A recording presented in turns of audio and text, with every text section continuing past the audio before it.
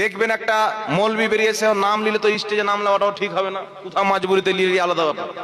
Poultry মুরগি বললে হয়তো আপনারা চিনে নেবেন। এটা পোল্ট্রি মুরগি টাইপের মৌলবি বেরিয়েছে, ওর প্যাট দেখবেন তো মনে হবে যে মুখটা মানুষের, প্যাটটা হাতির। এইরকম মৌলবি বেরিয়েছে, বলছে আসসালামু কাবলাল কালাম, বুখারী শরীফের হাদিস, অথচ বুখারী শরীফের মধ্যে এই হাদিস কোন জায়গাতে নাই। হাদিসটি হচ্ছে তিরমিজি শরীফের। কোন কিতাবের হাদিস? তিরমিজি শরীফের হাদিস। ইমাম তিরমিজি হাদিসটি উল্লেখ করেছেন আসসালামু কাবলাল কালাম, হাদিসটি উল্লেখ করে বলছেন হাদা হাদিসুন মুনকার, আগে সালাম পরে কালাম। হাদিসটি সহিহ নয়, হাদিসটি হচ্ছে মুনকার হাদিস, দুর্বল হাদিস। আর এরা বলবে সহিহ হাদিসে আছে, আর বেটা দলিল দিচ্ছে মুনকার হাদিস। চিন্তা করছেন? এখন আপনাদের সামনে সহিহ হাদিস পেশ করতে চাই। শরফে মুস্তাফার মধ্যে হাদিস, যেই কিতাবটি কমবেশ 1000 বছর পূর্বে লেখা হয়েছে। তারপরে তারিখে জুরজানির মধ্যে হাদিস, যেই কিতাবটি ইমাম জুরজানি রাহমাতুল্লাহ আলাইহি লিখেছেন। হযরতে মালকুল মউত ইসরাইল আলাইহিস সালাম আমার আপনার নবীর দরবারে এসেছেন, আসার পরে বলছেন ইয়া রাসূলুল্লাহ, ইয়া হাবিবাল্লাহ, আমি আল্লাহর হুকুমে মউতের ফেরেশতা আপনার নিকটে হাজির হয়েছি আপনার আত্মা কবজ করার জন্য। কিন্তু ইয়া রাসূলুল্লাহ, আল্লাহ পাক বলেছেন ইসরাইল আমার নবীর দরবারে যখন আত্মা কবজ করতে যাবে, আগে তুমি পারমিশন চাইবে। যদি আমার নবী পারমিশন দেয় আত্মা কবজ করবে, পারমিশন যদি না দেয় আত্মা কবজ করবে না। এমনি সময়তে জিবরিল আলাইহিস সালাম অবতরণ করেছেন, নুজুল করেছেন আমার নবীর দরবারে। অবতরণ করে জিবরিল আলাইহিস সালাম বলছেন ইয়া মুহাম্মদ আলাইকাস সালাম।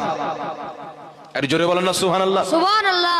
ফেরেশতাদের সরদার সৈয়দুল মালাইকা জিবরিল আলাইহিস সালাতু ওয়াস সালাম বলছেন কি ইয়া মুহাম্মদ আলাইকাস সালাম। আমার নবী সাল্লাল্লাহু আলাইহি সাল্লাম বললেন না জিবরিল, তুমি আগে নাম নিয়ে পরে সালাম করেছো, ভুল করেছো, বিদআত করেছো, অমুক করেছো, ধুমুক করেছো, বললেন না। আমার আপনার নবী বললেন ওয়া আলাইকুমুস সালাম। কি বললেন? ওয়া আলাইকুমুস সালাম। আমার নবী সালামের উত্তর দিয়ে ইয়া মুহাম্মদ আলাইকাস সালামকে আগে নাম পরে সালামকে আমার আপনার নবী সমর্থন করলেন কি করলেন না? একটু জোরে বলেন, সমর্থন করলেন কি করলেন না? হাদিস হলো 3 প্রকার, একটি হচ্ছে কওলি হাদিস, একটি হচ্ছে ফেইলি হাদিস, একটি হচ্ছে তাকরিরি হাদিস। কওলি হাদিস বলা হয় যেইগুলি কথাবার্তা আমার নবী বলেছেন সেইগুলো হচ্ছে কওলি হাদিস, যেই কর্মগুলো নবী করেছেন সেইগুলো হচ্ছে ফেইলি হাদিস। নবীর সামনে কেউ কিছু করলো, নবী নিষেধ করলেন না, সমর্থন করলেন, সেগুলো হচ্ছে নবীর তাকরিরি হাদিস।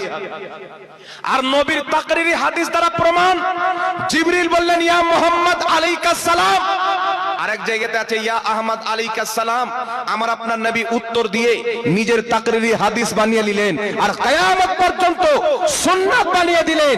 যারা আগে ইয়া নবী বলে পরে সালাম দিবে, ইয়া রাসূল বলে পরে সালাম দিবে, ইয়া হাবিব বলে পরে সালাম দিবে, তারা বিদআতি নয়, তারা জিবরিলের সুন্নাতে আমল করলো।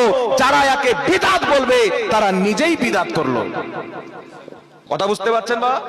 যারা ইয়া নবী সালামু আলাইকাকে বিদআত বলে, অরিজিনালে এরা নিজেই বিদআতি।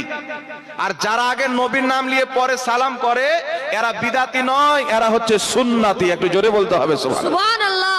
আর একটা কথা শুনেন বাবা, যদি ইয়া নবী বললে বেয়াদবি হয়, তাহলে ইয়া আল্লাহ বললে বেয়াদবি হবে কি হবে না? কথা বলেন। ইয়া নবী বললে যদি বেয়াদবি হয়, তো ইয়া আল্লাহ বললে বেয়াদবি হবে। আর যেই মুন্সি বলে ইয়া নবী বলা যাবে না, সকাল সন্ধ্যা ইয়া আল্লাহ বলে কি বলে না? তো ও তো আল্লাহর বেয়াদবি করলো। এখন বলবে হুজুর আল্লাহ তো মানুষের চামড়ার চাইতেও নিকটে, সব সময় শুনে সব সময় দেখে, তো আল্লাহ কাছে আছেন তাই আল্লাহকে ইয়া আল্লাহ বলা যাবে, নবী তো কাছে নাই, দূর থেকে ইয়া নবী বলা যাবে না। কিন্তু গ্রামারের কিতাব, ইলমে নোহের কিতাব ইলালুন নোহ কিতাবটির নাম, সেই কিতাবের মধ্যে লেখা আছে ইয়া শব্দ দূরকার জন্য ব্যবহার হয়, কাছের জন্য ব্যবহার হয়।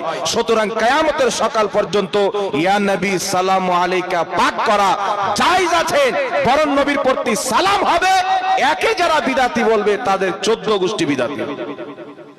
কথা বুঝতে পেরেছেন বাবা? আর জোরে বলুন তো সুবহানাল্লাহ।